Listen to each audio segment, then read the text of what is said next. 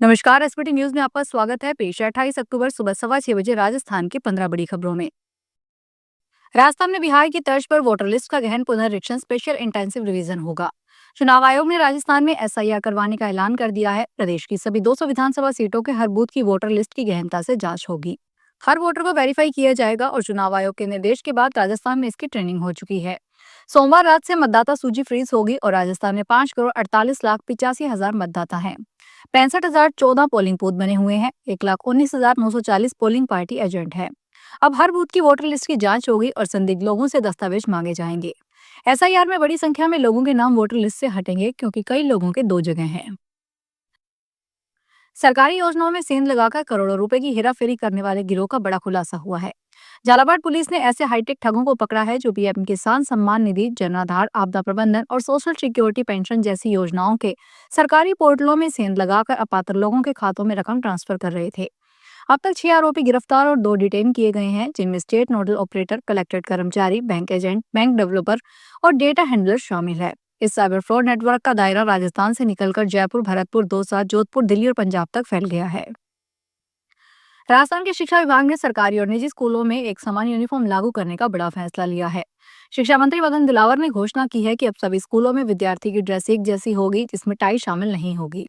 इसके साथ ही शिक्षकों के लिए भी यूनिफॉर्म और आईडी कार्ड अनिवार्य करने की योजना है। यह कदम शिक्षा व्यवस्था में एकरूपता लाने और अनुशासन को बढ़ावा देने के उद्देश्य से उठाया जा रहा है। शिक्षा मंत्री मदन दिलावर ने कोटा यूनिवर्सिटी में मीडिया से बातचीत के दौरान ये जानकारी दी। उन्होंने बताया कि सभी स्कूलों में विद्यार्थियों के लिए आईडी कार्ड भी अनिवार्य किया जाएगा। राजस्थान के बांसवाड़ा में लगातार तीसरी बार सोने के भंडार मिलने की उम्मीद जगी है। भारतीय भूवैज्ञानिक सर्वेक्षण की जांच में घाटोल तहसील के कांकरियागढ़ ब्लॉक में 1.20 टन सोना निकलने का अनुमान है। वहीं अन्य मिनरल्स के भंडार भी मिलने के प्रमाण मिले हैं। इसको देखते हुए सरकार ने इस ब्लॉक में G2 लेवल की जांच करवाने का निर्णय लिया है। क्षेत्र में डीप सर्वे के लिए केंद्र सरकार ने 29 सितंबर को आवेदन आमंत्रित किए थे। 14 अक्टूबर सबमिशन की लास्ट डेट थी। 3 नवंबर को आवेदन खोले जाएंगे। राजस्थान के सरकारी स्कूलों में छात्रावासों में अब विदेशी कंपनियों के उत्पादों का उपयोग नहीं होगा। शिक्षा मंत्री मदन दिलावर के निर्देश पर माध्यमिक शिक्षा निदेशालय ने आदेश जारी कर स्पष्ट कर दिया है कि केवल सरकारी एजेंसियों की ओर से निर्मित स्वदेशी वस्तुओं का ही उपयोग किया जाए। प्रधानमंत्री नरेंद्र मोदी की परिकल्पना के अनुसार मेक इन इंडिया को बढ़ावा देने के लिए शिक्षा विभाग के अधीनस्थ सभी कार्यालयों में अब केवल भारत में निर्मित धातुओं का ही क्रय किया जाएगा। अरब सागर और बंगाल की खाड़ी में आए चक्रवात के कारण राजस्थान में सोमवार को कई जिलों में तेज बारिश हुई। बूंदी के नैनवा में करीब 4 इंच बरसात हुई। वहीं उदयपुर, प्रतापगढ़, कोटा, बारां समेत अन्य जिलों में 1 इंच से 3 इंच तक बरसात हुई। उदयपुर में उदय सागर बांध के कैचमेंट क्षेत्र में बारिश के चलते उदय सागर बांध के 2 गेट 6-6 इंच तक खोले गए हैं।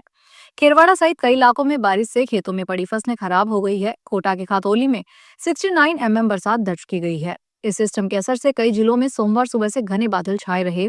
इसके कारण दिन का तापमान 8 डिग्री तक गिर गया। कोटा में दिन और रात का तापमान लगभग समान रहा। राजस्थान सरकार ने शनिवार के बाद सोमवार को भी राज्य प्रशासन में बड़े बदलाव किए हैं। कार्मिक विभाग ने 17 और राजस्थान प्रशासनिक सेवा अधिकारियों के तबादले की सूची जारी की है। इससे पहले शनिवार को 67 अधिकारियों के ट्रांसफर हुए थे, जिनमें कई वरिष्ठ अधिकारी शामिल थे। इस बार के तबादले में 8 एसडीएम का स्थानांतरण हुआ। इसके साथ ही 1 एसडीएम का भी ट्रांसफर किया गया। इस सूची में कई ऐसे अधिकारी भी हैं जिन्हें 2 दिन पहले जारी की गई सूची में शामिल किया गया था। कुछ अधिकारियों को अतिरिक्त कार्यभार भी सौंपा गया है।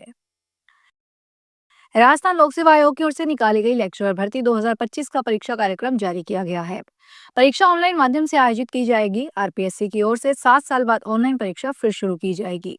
यह भर्ती 9 पदों पर होनी चाहिए। यह परीक्षा 12 जनवरी 2026 को दोपहर 12 से 2:30 बजे तक 8 अलग-अलग विषयों के लिए आयोजित की जाएगी। देश भर में छठ का महापर्व मनाया जा रहा है। खरना के साथ ही व्रतियों के 36 घंटे का निर्जला उपवास शुरू हो चुका है। छठ महापर्व के तीसरे दिन यानी सोमवार शाम को दिल्ली, मुंबई समेत देश के कई शहरों में डूबते सूर्य को अर्घ दिया गया।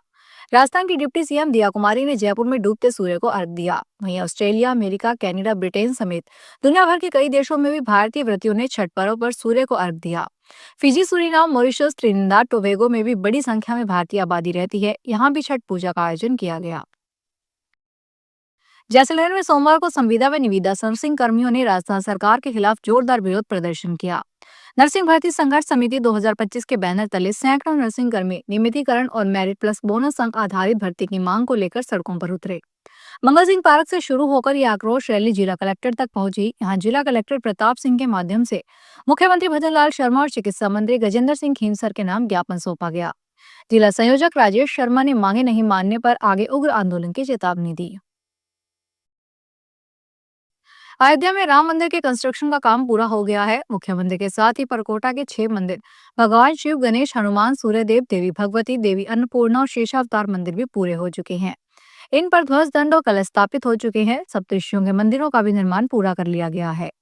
राम जन्मभूमि तीर्थ क्षेत्र ट्रस्ट के महासचिव चंपत राय ने बताया, सप्त मंडप महर्षि वाल्मीकि, वशिष्ठ, विश्वामित्र, महर्षि अगस्त्य, निषादा, शबरी और ऋषि पत्नी अहिल्या का निर्माण पूरा हो गया है।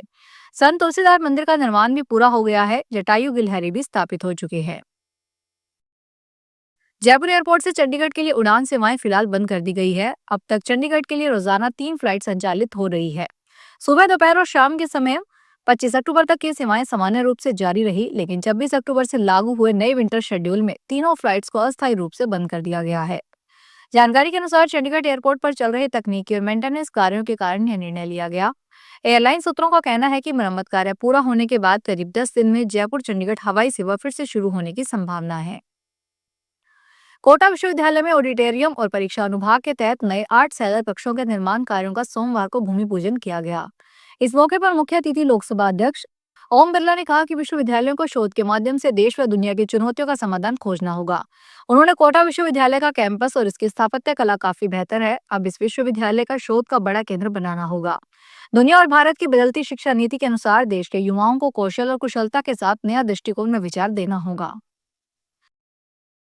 उदयपुर के सायरा क्षेत्र में 4 दिन पहले पुलिस पर पथराव के मामले में लगातार डीएसपी पर कार्रवाई की मांग हो रही है।